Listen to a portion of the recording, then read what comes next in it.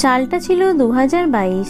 খেলনা বাড়ি ধারাবাহিক দিয়ে অভিনয় দুনিয়ায় পা রেখেছিলেন অভিনেত্রী আরাত্রিকা মাইতি। 2025-এ তিনি সৃজিত মুখোপাধ্যায়ের লহ গৌরাঙ্গের নাম রে ছবিতে অভিনয় করছেন। তার অভিনয় জীবনের পাশাপাশি ব্যক্তিগত জীবন নিয়েও কম চর্চা হয় না। বিশেষ করে আরাত্রিকার মনের মানুষকে তা জানার আগ্রহ কম বেশি সকলের আছে। আরাত্রিকার প্রেমিকের তালিকায় রয়েছেন আর্য দাশগুপ্ত, অভিষেক বীর শর্মা, আবার কখনো দিব্যজ্যোতি দত্ত।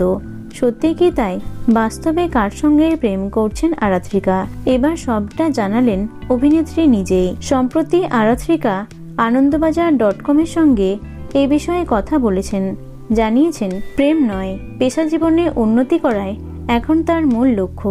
যদিও অনেকের দাবি জোয়ার ভাটার নায়ক অভিষেকের সঙ্গে লুকিয়ে প্রেম করছেন তিনি, সেই জন্যই নাকি প্রেম ভেঙেছে আর্যর সঙ্গে। কিছু জনের দাবি, সৃজিতের ছবিতে চৈতন্যদেব দিব্যজ্যোতির বিপরীতে লক্ষ্মীপ্রিয়া চরিত্রে অভিনয় করতে গিয়েই নাকি নায়িকার মন উড়ুউড়ু।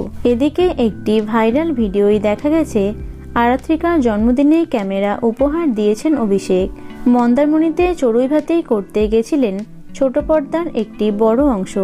সেখানেই জন্মদিন উদযাপন হয়েছে আরাত্রিকার এবং সেখানেই একান্তে সময় কাটাতে দেখা গেছে তাদের। অভিনেত্রী নিজেই সেই ভিডিও ভাগ করে নিয়েছেন। প্রেম নিয়ে প্রশ্ন করা হলে অভিনেত্রী আফসোস করে বলেন, সবাই আমার প্রেম জীবন সম্পর্কে জানতে চায়। কেউ জানেন না, মা বাবা ছাড়া যৌথ পরিবারের কেউ আমার পেশা জীবনকে সমর্থন করেন না, না উৎসাহ জানিয়েছেন ঝাড়গ্রামের বাসিন্দারা। অথচ একই অঞ্চলের অন্যান্য অভিনেত্রীদের প্রতি তারা প্রচণ্ড ইতিবাচক। প্রকাশ্যে তাদের সমর্থনও করা হয়। অভিনেত্রীর আরও আক্ষেপ রয়েছে। তিনি বলেছেন, আমার পরিবার যৌথ, বাড়িতে আরও অনেক সদস্যের বাস। অভিনয় করব শুনে তারা বলেছিলেন, খুব নোংরা জায়গায় কাজ করতে যাচ্ছিস। 3 নম্বর ধারাবাহিকের মাথায় বড় সুযোগ পেলাম।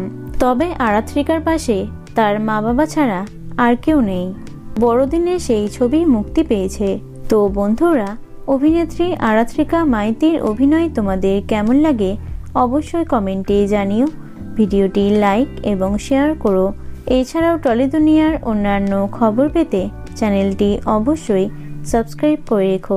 ধন্যবাদ।